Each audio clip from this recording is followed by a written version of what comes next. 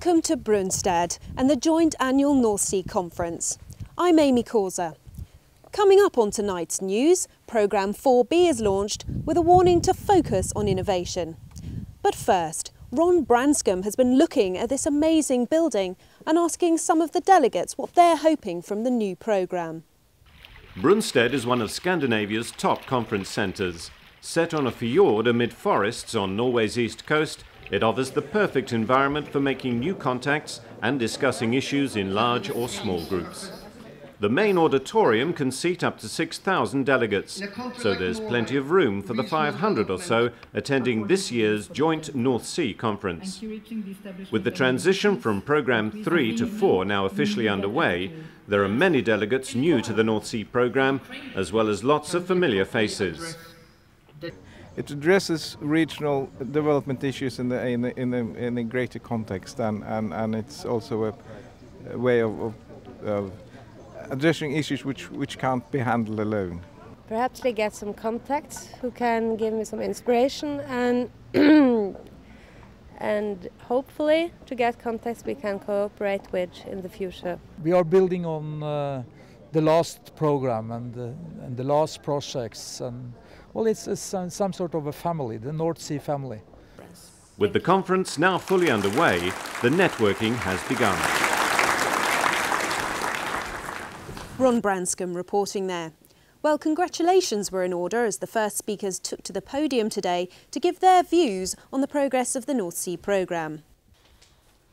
Ann-Kerstin from the European Commission praised the programme for its successful projects and urged all those involved in the programmes to keep up the good work. Well, the North Sea programme is one of our most successful transnational cooperation programmes, and it has a very good reputation in the Commission. It's a well-managed programme, and it has committed programme partners and has shown good results, and we also have examples of some very interesting strategic projects having been financed by the programme.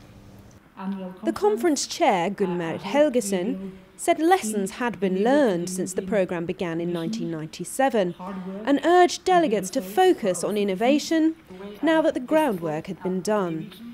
We have a lot of experience and we have a lot of knowledge, but I think again the key word is innovation.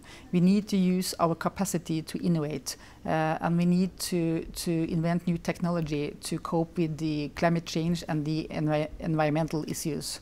But we have already a lot of concrete projects, and we know each other very well, so I think the platform is very good for future cooperation in this region. The overriding theme of this session, and one of the main aims of the 4B programme, was the importance of providing tangible results, a point emphasised by Ann-Kerstin. Our key message is that in the future it will be very important to actually finance projects that produce concrete, tangible results and that have a true transnational impact. And this will be very important also for the future to actually prove the added value of cooperation and transnational cooperation in particular. And there will be a review of the financial perspectives, the EU long-term budget within short, and we will actually need all programs to help us to actually produce and show concrete results so that we can prove that it is worthwhile putting money on cooperation also in the future. Delegates were told to achieve these results and move on to the next level, which will require partners to raise their game, according to Preben Gregersen from the North Sea Programme Managing Authority in Denmark. I think we should keep in mind that we are under a permanent level of urgency, which means that we need to bring out concrete projects that are targeted and that are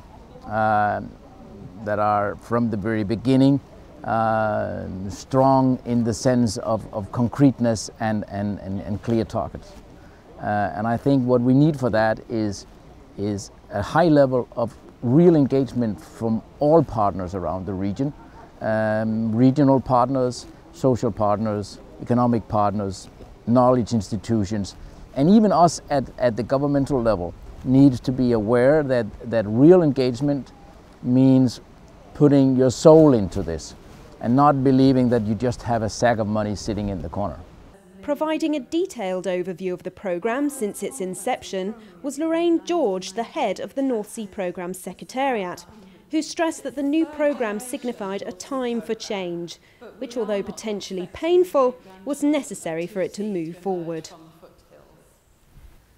Head of the North Sea Programme Secretariat, Lorraine George, spoke later of the challenge of change and her impressions of day one. There will be new stakeholders coming in, new project promoters, and not all of the project promoters who were successful in the old programme periods will be successful this time. Sometimes people fail to adapt their projects to the new order of things, and we like to encourage them, and we like to encourage them to be as open-minded and to give them strong messages about how they have to be, but sometimes they don't make it. Just because the project's a very good idea and a very worthy cause, and just because a project partnership is cooperating well and has been very successful, doesn't mean to say that it's necessarily going to fit this Lisbon-Gothenburg agenda. So that's what I mean about the pain of it. Sometimes projects are submitted and they get rejected, and then they get the message and they can adapt and change to the new way of thinking, and sometimes they can't. So it's always quite challenging, this period of the programme. Do you have any comments really about the conference so far? I think it's been very exciting. There's a very positive atmosphere. There's a lot of people turned up, a record number this year. And this year and next year are the ones really that will determine how the programme's going to go. I think there's still a lot of questions about how different it's going to be from the 3B programme, but I don't think that that matters, because that's part of the excitement. Nobody knows how it's going to turn out yet. We can only take the messages that we're getting from the Commission, from the Member States and the participating countries, and then take these messages, try to synthesise them, and then encourage project promoters to go on. And so there's lots of meetings lined up for tomorrow, and people are getting ready for Steering Committee 1, which is going to be in December, and then of course another one before June next year. So it's very exciting, it's very hectic.